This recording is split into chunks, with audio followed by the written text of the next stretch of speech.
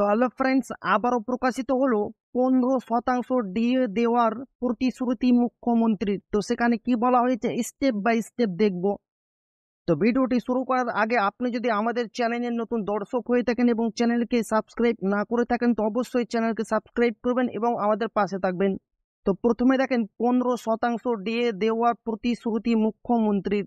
জানেন এখনও কেন্দ্রীয় সরকারি কর্মচারীদের সঙ্গে রাজ্যের ফারাক কত? বহু প্রতীক্ষার পর অবশেষে প্রত্যাশা পূরণ। সরকারি কর্মীদের জন্য দুর্দান্ত খবর। পুজোর আগেই 15% ডিএর ঘোষণা। বুধবার তৃণমূল সরকারি কর্মী সংগঠনের সমাবেশে এসে ডিএ নিয়ে এই গুরুত্বপূর্ণ ঘোষণা করলেন মুখ্যমন্ত্রী মমতা বন্দ্যোপাধ্যায়। পুজোর আগেই রাজ্য সরকারের উপহার। এদিন মঞ্চে দাঁড়িয়ে মুখ্যমন্ত্রীর ঘোষণা, 15% হারে ডিএ বা মহার ভাতা দেওয়া হবে রাজ্য সরকারি কর্মচারীদের। তবে এতে মিটল না ফারাক। সপ্তম বেতন কমিশনের নির্দেশে কেন্দ্রীয় সরকারি কর্মচারীদের বেতন বাড়লেও একই রয়েছে রাজ্য সরকারি কর্মচারীদের বেতন। বহুদিন ধরে বকেয়া রয়েছে রাজ্য সরকারি কর্মচারীদের মহার ভাতা। সপ্তম বেতন কমিশনের নির্দেশে কেন্দ্রীয় সরকারি কর্মচারীদের মাইনে বেড়েছে 2.57 গুণ হারে। এর ফলে রাজ্যের সঙ্গে কেন্দ্রের কর্মচারীদের বেতনের ফারাক অনেকটা বেড়ে যায়। সপ্তম বেতন কমিশনের আওতায় বেতন দেওয়া হচ্ছে কেন্দ্রীয় সরকারি কর্মচারীদের।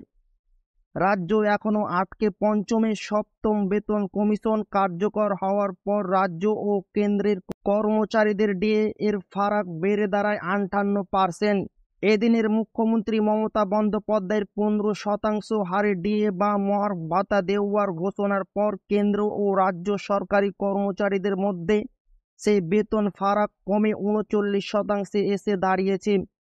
ডিএ নিয়ে এদিন পূর্বতন বামফ্রন্ট সরকারকেও তীব্র আক্রমণ করেন মুখ্যমন্ত্রী। তিনি বলেন, কেন 34 বছরের ডিএ সমস্যা মেটানো হয়নি? মাথায় প্রচুর দেনা। পুজোয় 3,600 টাকা বোনাস দেওয়া হচ্ছে, সময়ে পেনশন পান অবসরপ্রাপ্তরা। এখন সরকারি কর্মীরা সময়ে বেতন পান।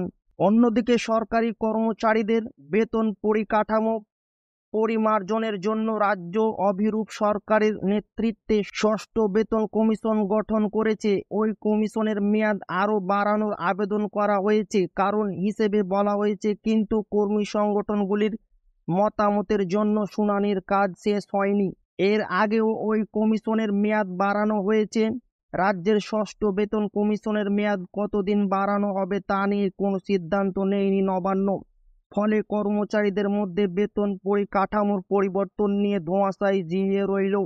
তো ভিডিওটি ভালো লাগলে অবশ্যই আপনার বন্ধুদের শেয়ার করবেন যাতে তাদেরও উপকার হয়। আর আপনি যদি আমাদের চ্যানেলের নতুন দর্শক হয়ে থাকেন তো অবশ্যই চ্যানেলকে সাবস্ক্রাইব করবেন। তো আবারও দেখা হবে একটা নতুন ভিডিওতে।